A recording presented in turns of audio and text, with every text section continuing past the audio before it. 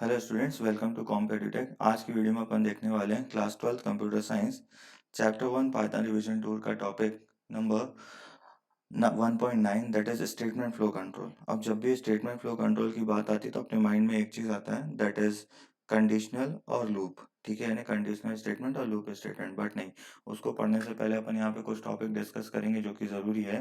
That is compound statement, simple statement और empty statement. अब ये होता क्या है? ठीक है, सो अपन स्टार्ट करते हैं उससे, उस पर्टिकुलर स्टेटमेंट से जो कि अपने को दिखाया गया अभी। बट उससे पहले अपन यहाँ पे कुछ डायग्राम समझते हैं। यहाँ पे दिया क्या हुआ है स्टेटमेंट फ्लो कंट्रोल पे ही, कि यहाँ पे आपका क्या बोल रहा है दैट इन अ प्रोग्राम, किसी भी प्रोग्राम पे, इन अ प्रोग्राम स्टेटमेंट में बी एग्जीक्यूटेड सिक्वेंशियली, सिलेक्टिवली और इटरेटिवली। तीन टाइप से रन होते हैं, एग्जीक्यूट होता है स्टेटमेंट।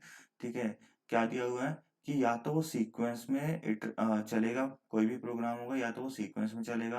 अब सीक्वेंस में चलना मतलब प्रोग्राम स्टार्ट होगा और आपके कुछ सिंपल स्टेटमेंट है वो एक के बाद एक के बाद एक रन हो जाएंगे। ठीक है, दैट इज व्हाट सीक्वेंस, एक सीक्वेंस में चल रहा है। देन एक आता है आपका सिलेक्टिवली। सिलेक्टिवली क्या होता है?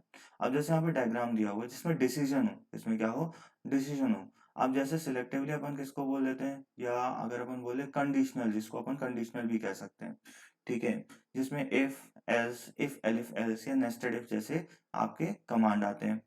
देन एक होता है आपका इटरेटिवली। ठीक है, इटरेटिव मतलब जो लूप हो, कंटिन्यू बार बार वो चलता रहे एक पर्टिकुलर कंडीशन में जब तक वो कंडीशन सेटिस्फाई नहीं हो जाती। ठीक है, जिसको अपन लूपिंग भी कहते हैं। मान लो आपका एक लूप दिया है, जैसे फॉर या वाइल, अपन पाइथन में दो ही लूप पढ़ते हैं, दैट इज फॉर और वाइल। तो अगर वहां पे कोई भी कंडीशन दे रही है तो वो क्या कहला रहा है, अपना लूपिंग कहला रहा है, जिसको अपन इटरेटिव भी कहते हैं। अब यहाँ पे क्या लिखा हुआ है, every programming language provide construct to support sequence, selection और इटरेशन। ठीक है, ठीक है, हर एक प्रोग्रामिंग लैंग्वेज क्या करती है, आपको सीक्वेंस, सिलेक्शन और इटरेशन के लिए कई सारे कंस्ट्रक्ट प्रोवाइड करती है। क्या कंस्ट्रक्ट होते हैं वो अपन आगे देखते हैं। अब यहाँ पे बीच में थोड़ी सी बात बता दी गई है आपको, क्या किस चीज के लिए, आपका कंडीशनल और लूप के लिए। क्या बोल रहा है, a conditional is a statement set which is executed, a conditional is a statement set which is executed on the basis of result of a condition. मतलब जो भी कंडीशन दी हुई है उसके अकॉर्डिंग वो क्या करता है, कंडीशनल स्टेटमेंट एग्जीक्यूट होता है या रन होता है। ठीक है, जो इसको अपन ने क्या पढ़ा अभी आगे, एक डायग्राम अपन ने देखा था, that is what if else, if elif else या नेस्टेड इफ। ठीक है, इसके बारे में अपन पढ़ेंगे, लेकिन इसके बारे में दैट इज सिलेक्शन स्टेटमेंट और आपका लूप कंट्रोल फ्लो या फॉर या व्हाइल अपन नेक्स्ट वीडियो में पढ़ने वाले हैं। अभी की इस वीडियो में अपन केवल फोकस करेंगे किसमें, अपने बेसिक कंस्ट्रक्ट पे, जो कि अपना कंपाउंड स्टेटमेंट, एम्प्टी स्टेटमेंट और सिंपल स्टेटमेंट है। ठीक है, यहाँ पे एक और चीज बता रहा है लूप के बारे में कि लूप क्या होता है। A loop is a statement set which is executed repeatedly. Loop क्या है, जो कंटिन्यू चलता रहता है, कब तक चलेगा। ठीक है, until the end condition is satisfied, जब तक कि उसकी जो दी गई कंडीशन है वो सेटिस्फाइड नहीं हो जाती। ठीक है, मतलब जब तक वो ट्रू हो रही है वो चलता रहेगा। ठीक है, जब फॉल्स होगा तो रुक जाएगा। सो आई होप ये समझ में आया। अभी अपन एक एक करके कंपाउंड स्टेटमेंट में समझते हैं, एक एक जो स्टेटमेंट अपन ने आगे देखा। ठीक है, that is what compound, simple और एम्प्टी। अब यहाँ पे क्या दे रहा है, कंपाउंड स्टेटमेंट होता क्या है। ठीक है, so as it is given, a compound statement represent a group of statement executed as a unit। अब देखो एक एग्जांपल भी यहाँ पे दिया हुआ है छोटा सा। ठीक है, फॉर एग्जांपल पे अपन ने एक प्रोग्राम बनाकर रखा है कि यूजर दो वैल्यू दे रहा है इनपुट फंक्शन के हेल्प से। ठीक है, देन एक इफ ब्लॉक यहाँ पे दिया हुआ है। अब ध्यान से समझना, इफ में क्या दिया है, दो कंडीशन दी हुई है, कि एक कंडीशन दी हुई है जिसमें बोला है num2 is less than num1। अगर ये कंडीशन ट्रू होती है तो ये वाला स्टेटमेंट चल जाएगा। ठीक है, नहीं होती है देन प्रोग्राम नहीं चलेगा। ठीक है, कुछ नहीं दिखाएगा वो। अब यहाँ पे क्या बोल रहा है, ध्यान समझना, a compound statement represent a group of statement executed as a unit. अब इसमें यूनिट क्या है, तो यूनिट हमारे पास क्या है, ये जो ब्लॉक दिया हुआ है। ठीक है, अब ध्यान से समझना ये क्या बोल रहा है, कंपाउंड स्टेटमेंट को और क्या बोलते हैं, the compound statement of Python are written in a specific pattern as shown below. एक स्पेसिफिक पैटर्न में दिया जाता है। अब यहाँ से इस एग्जांपल से समझ में आ रहा होगा कि अपन कंपाउंड स्टेटमेंट किसको किसको कहते हैं। अब देखना यहाँ पे कॉलन लगा है। ठीक है, कंपाउंड स्टेटमेंट हेडर। आप ध्यान से सोचना कि जहां जहां पे अपन कॉलन लगाते हैं, ठीक है, किसमें लगाते हैं, जब अपन इफ लिखते हैं, if else, else, if elif else, ये सारे जब अपन कमांड चलाते हैं तो उसमें अपन कॉलन लगाते हैं। साथ ही साथ जब अपन फॉर लूप या व्हाइल लूप के स्टेटमेंट लिखते हैं ना, हेडर फाइल लिखते हैं, जब कंडीशन देते हैं, ठीक है, या रेंज फॉर में अपन रेंज देते हैं या अपन सीक्वेंस प्रोवाइड करते हैं, तो वहां पे अपन क्या बोलते हैं, अपन कॉलन लगाते हैं। So all the statement with this colon is called a compound statement, ठीक है। अब यहाँ पे ध्यान से सुनना, यहाँ पे क्या लिखा है, a conditional and the loops are compound statement, that is they contain other statement. जो भी कंडीशनल स्टेटमेंट होता है, जो अपन ने आगे देखा है, इफ एल्स वगैरह, एंड द लूप जैसे फॉर और व्हाइल आर कंपाउंड स्टेटमेंट, ठीक है। That is they contain other statement, क्यों, क्योंकि वो दूसरे स्टेटमेंट को कंटेन करते हैं। जैसे यहाँ पे दिया हुआ है, यहाँ पे ध्यान से देखना, अपने पास ये स्टेटमेंट दिया हुआ है, दैट इज इफ, ठीक है, ये पर्टिकुलर यहाँ पे क्या बोल रहा है, if num2 is less than num1, ठीक है। अब ये हमारा क्या है, एक यहाँ पे कंडीशन दी हुई है, ठीक है, उसके अंदर एक ब्लॉक को स्टोर करा रही है, मतलब इसके अंदर एक ब्लॉक है जो कि राइट साइड पे इंडेंट हो, ठीक है। अब ये जो दो पर्टिकुलर स्टेटमेंट है अपने, ये क्या है, इस इफ के अंदर में जब ये कंडीशन रन होगी या ट्रू होगी, तब ये दो पर्टिकुलर स्टेटमेंट क्या होंगे, अपने रन होंगे।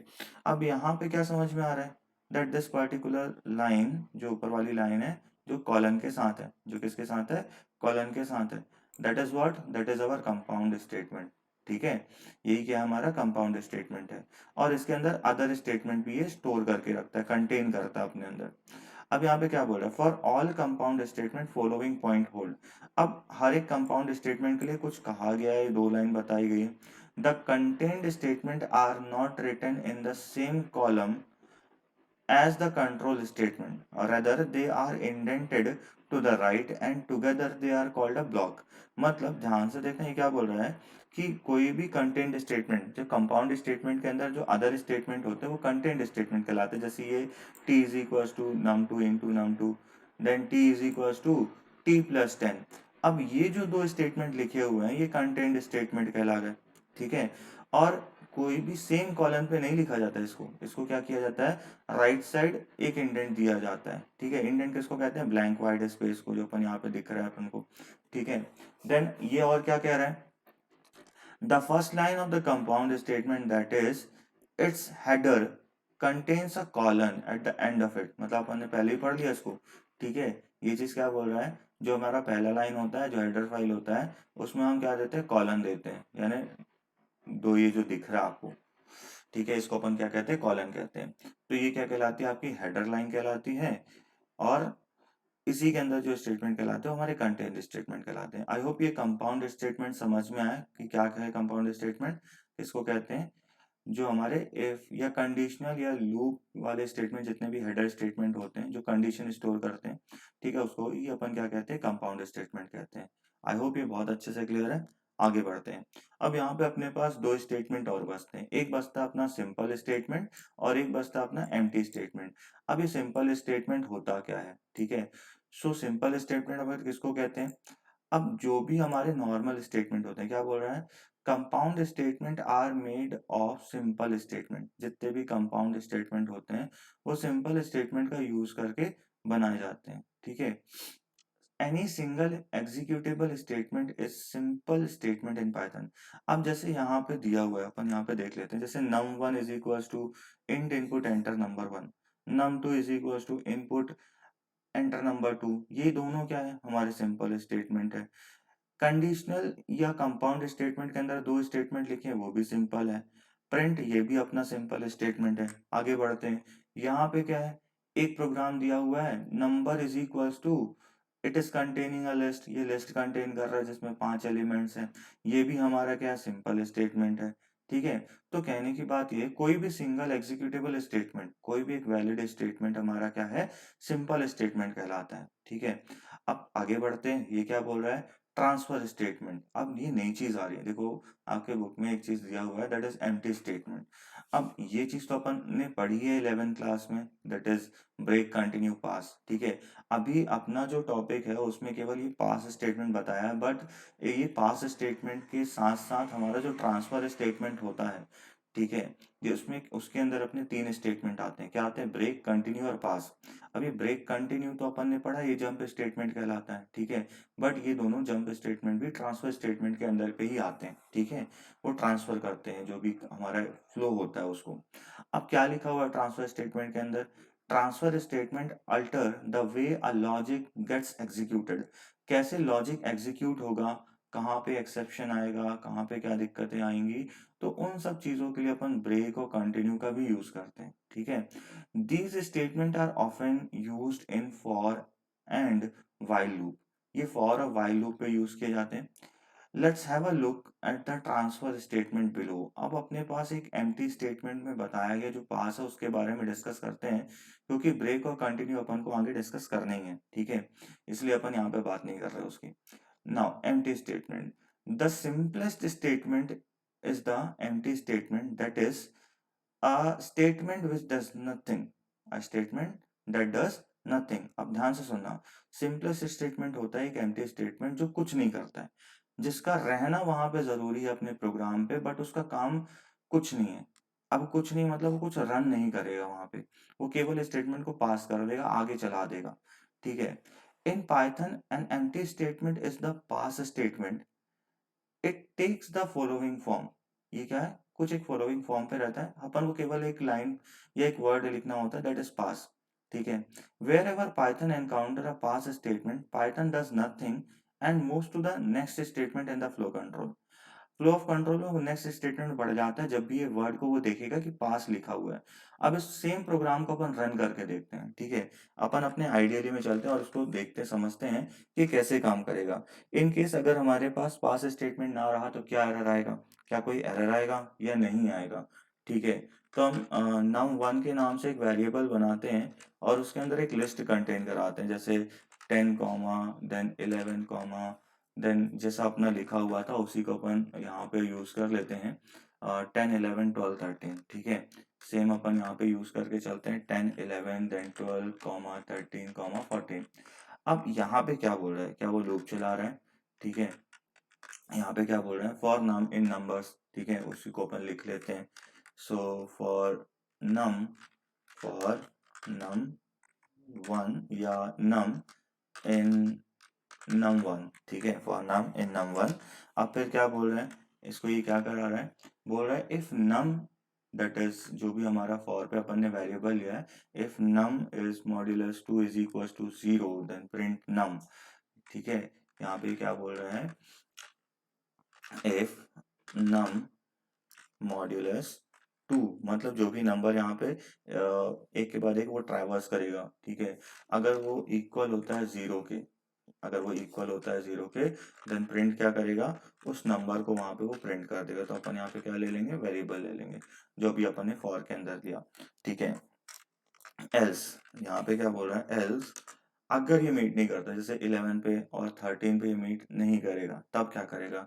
ये पास कर देगा स्टेटमेंट, ठीक है। क्या करेगा? उसको पास कर देगा।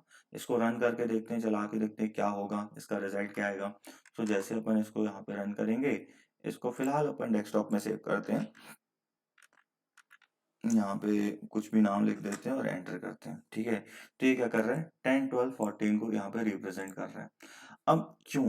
क्योंकि ये क्या किया, यहाँ पे अपन ने क्या बोला? प्रिंट करेगा, वो चेक करेगा भाई ये 2 डिवाइड हो रहा है, मॉड्यूलस क्या करता है? रिमाइंडर देखता है, तो रिमाइंडर का 0 के बराबर हुआ जो कि 10 में होगा, ठीक है, 12 में होगा, 14 में होगा, तो उसने यहाँ पे प्रिंट करके रख दिया, ठीक है। अब अगर अपन यहाँ पे पास स्टेटमेंट ना दें तो क्या होगा? अगर मैं यहाँ पे पास स्टेटमेंट ना दूं और इसको डायरेक्टली ऐसे रन कर दूं तो ये रन नहीं होगा। क्या बोलेगा? Expected an indented block after else statement on line 5। Line 5 पे ये क्या बोल रहा है? हमें एक एक्सपेक्टेड ब्लॉक चाहिए। तो ये क्या होगा? अब देखो यहाँ पे आप बोलोगे भाई कि हम एल्स के बिना चला सकते हैं, ये रन हो जाएगा। डेफिनेटली रन हो जाएगा, रिजल्ट दे देगा। बट क्या होता है कि कई बार हमारा प्रोग्राम पे एक्सेप्शंस आ जाते हैं या हमें एल्स को रखना ही होता है, ठीक है, जरूरी हो जाता है वहां पे एल्स को रखना। सो उस कंडीशन में हम क्या करते हैं? एल्स ब्लॉक को लिखते हैं और यहाँ पे इसका एल्स का कोई काम नहीं है फिलहाल तो, ठीक है, कोई काम नहीं है। बट अगर क्या होता है कि प्रोग्राम में कई बार दिक्कतें आ जाती हैं, अगर हमारा बड़ा प्रोग्राम होता है तो एक्सेप्शंस आते हैं, तो उसको हैंडल करने के लिए अपन यहाँ पे क्या करते हैं, पास लिख देंगे, दैट्स इट, वहाँ पे वो रन हो जाएगा। ठीक है, और ये कोई भी प्रॉब्लम वहाँ पे रेज नहीं करेगा। सो आई होप ये चीज समझ में आ गई है बहुत अच्छे से कि इस पास का काम क्या है। ठीक है, और नेक्स्ट जो हमारा है वीडियो वो रहेगा आपके टॉपिक नंबर, आपका टॉपिक जो भी रहेगा एंटी स्टेटमेंट के बाद जो चालू होगा वो आएगा आपका इफ एल्स वाला। ठीक है, और इफ एल्स के बाद अपन पढ़ेंगे लूप के लिए। सो अगर आपको वीडियो इंफॉर्मेटिव लगी हो तो इसको सब्सक्राइब करो और अपने फ्रेंड्स के साथ शेयर करो। For today, thank you.